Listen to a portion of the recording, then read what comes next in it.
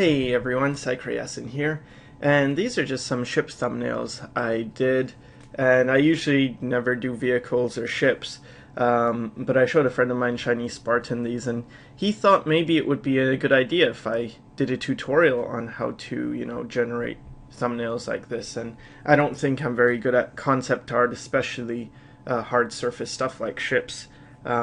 There are much better people out there who have YouTube channels, Scott Robertson, Feng Zhu, Cynics. But I thought, okay, I'll go ahead and show how I sort of get designs like this. Okay, so I'm starting out in Sketchbook Pro 6, and I'm using the chisel tip pen, and that's so that, if I go in one direction I get like a fat line, and if I go in another direction I get a skinny line, and for some reason I just find it works so much better for creating interesting shapes. And if you have traditional media, if you have Copic markers or anything, and you just use a chisel tip side of your marker, then that'll give you the same results. So yeah, I forgot to mention, I started on a background layer, and then I filled that with that sort of light purple color, and then I created a new layer, so all my silhouettes are on their own layer and not directly on the background, because if they were on the background I wouldn't be able to do the rendering process.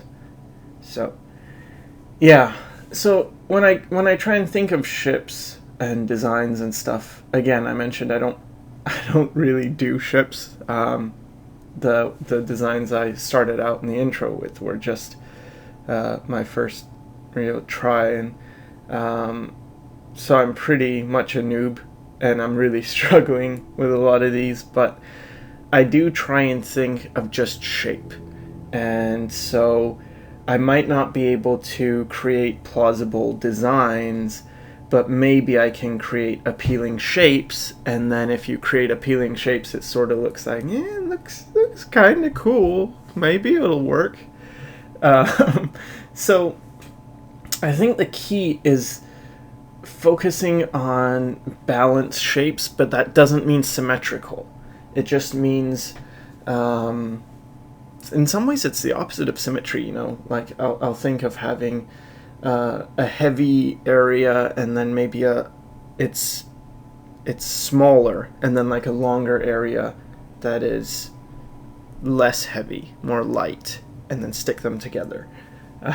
I'll think of shapes that are either they're very horizontal or maybe they're very vertical, but I don't want to get very square designs, And I think the chisel tip really helps to just make it so that you don't get a very regular shape to begin with.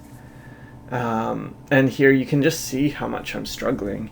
And I don't think, I don't know, sometimes with art you just have those days where things seem to work and everything goes smoothly, and this was not the case for me when I did these. It was just, it was a bit more painful than the ships I showed in the beginning, which just sort of, I did that in an hour and a half, and it just sort of flowed very easily and very nicely.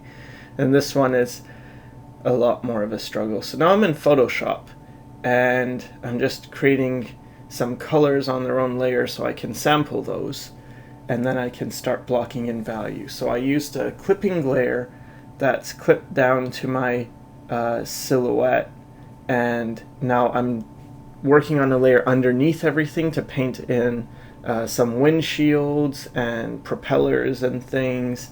And now I'm going to the layer on top that's clipped down to the silhouette. So that's why I can, erase and redraw and paint, and it stays on the silhouette, because it's just whatever I paint on this layer, it only affects the silhouette. So yeah, so that's all I'm doing now. Putting in windshields where I think they could go. And again, I'm just looking at the shapes and thinking about balance, like how much negative space do I want? I don't want equal amounts of positive and negative space. So I don't want a windshield that's very big, or actually very big is fine. I just don't want a windshield that's equal in proportion to the not windshield part. I want the negative shapes and the positive shapes to be clearly different. And that's what creates more interesting design. For the bottom one, I decided I don't want a windshield. And some of these designs are working, and some of them are just, I have no idea what's going on. And I think some of them, when I was using the chisel tip, I didn't know what I was doing, but maybe I started to see things. But then when by the time I brought it to Photoshop, I sort of forgot what I was seeing in the mess, because again, you're only defining the outside shape, so you have to sort of imagine what's on the inside, and I think I forgot what I was trying to do for the inside parts. So yeah, there's a couple of designs here, more than a couple, that are really not working, but there's a few that I sort of like, and there's a couple that are a bit more vertical, and there's one like in the middle, on the top middle, and that is sort of fish-like in design, and I was doing that with my other designs too, and I guess it's because I'm not comfortable with non-organic shapes, so I just tried to make something more organic and like a fish. And you can't go wrong if you base things on nature, because so much design is based on nature. For instance, the one I'm working on right now, well, why does that look fast? Why does that shape look fast? Well, it's aerodynamic, but you see those type of aerodynamic shapes in birds, in their beaks or their heads, or sharks as well. You know, you get those same type of stretched out shapes. So that's why nature is awesome to just study from, because you know, what is powerful, you know, what shapes are powerful. Well, look at a powerful animal, like look at a bison, and it's very big and blocky, and you know, it's got weight in certain areas, and it's heavy in the front, and that conveys to us a very aggressive, heavy, strong thing. So then you look at tanks or something, and it's like, yeah, they share some of those design sensibilities. So now I'm using like a yellowish tone to create some kind of accents. Again, I wasn't having a great day when I was doing these, so I really struggled. I put, you'll see over and over, I put something down and then I erase it because it's no good, and then I redraw it again, then I erase it, and yeah. So now I'm adding some highlights to the windshields, just giving it some more dimension, and it's so easy to do this because everything's on its own layer, and because everything's clipped down to that silhouette, that because the silhouette's working, I don't need to worry about anything else. And now what I've done is I just made a new layer, and it is a color dodge layer, and I'm just using like a middle gray. And so if I just lay over, I think I'm using a soft brush. Maybe I switched to a hard brush, I'm not sure. But anyway, I'm just laying over the tone, and if I go over and over and over the same area, it will progressively get lighter because this is a color dodge layer. So that's what I'm doing right now, bringing out some form. And man, there's one ship that it's just so ugly, but it's on the left side near the middle. There's like 3 in the one that's on the most right in that cluster of 3. I don't know if you can see it, but anyway, back to the others. So I think design is one of those things that it's weird, but if you just draw, you don't have to draw ships, you don't have to draw animals, you don't have to draw monsters, you just keep drawing. You get better at design, and then that applies to everything else. Something I've started to really appreciate is that cool shapes work no matter what, because that's just good design. So if you have a figure if you're doing a portrait and you have cool shapes in there, cool shapes in the body, and by cool shapes I mean like not just a basic symmetrical shape. Like a bean has a kind of a cool shape. Shapes that maybe one side is curved and the other side is straight. That's a cool, it's pretty cool.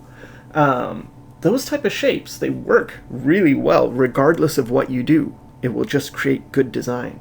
So once you've got that, then you can sort of break that down into many other things. Okay, here I'm fixing that super ugly ship, and it's still going to be not great, but I like it a lot more than the previous design.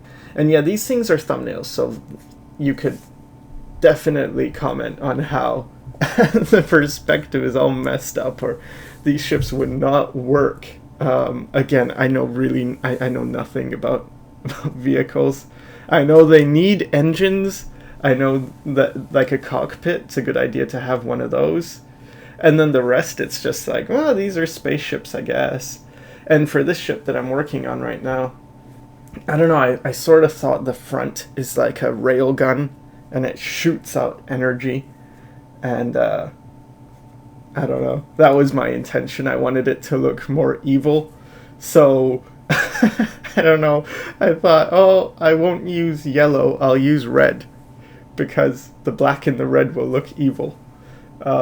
Didn't quite work, but anyway, I wanted it to look more aggressive, and I'm adding like little cut lines in places, and here I go trying to add some energy for the railgun, so it looks like, yeah, it's shooting stuff, and that's gonna shoot you with its pink energy beam. And yeah, so now I'm focusing on some internal shapes that maybe I could bring out some more shapes on the inside, not just the outside, because there's, the outside silhouette, but there's also the inside. I guess you wouldn't call it silhouette, but it's, the shapes. And I want to make good shapes there. I want to make this thing seem somewhat plausible that it can move. So I'm giving it an engine of some kind, or thrusters, or I don't know. I actually don't know what things are called. So yeah, those things. And this ship didn't look like it could move at all, so I'm just giving it some stuff too. Yep. So I don't know if this is helpful. I think my main point is you can just start with that chisel tip pen, and it does some cool shapes, and make it on its own layer, and then you can bring it into Photoshop, or you could probably do it in Sketchbook Pro as well, or Paint Tool Sci. Paint Tool Sci also has the same clipping down layer feature that Photoshop does, so you can do the same thing and generate some designs and play around and do a lot. See, one of the important things was to do a lot of designs and not just do one ship. So put something down, then do another one, put another thing down, and then do another one, then you have a bunch of silhouettes, and then paint all those, and then you've got much more to show and much more to work with. So that's it. Thanks for watching.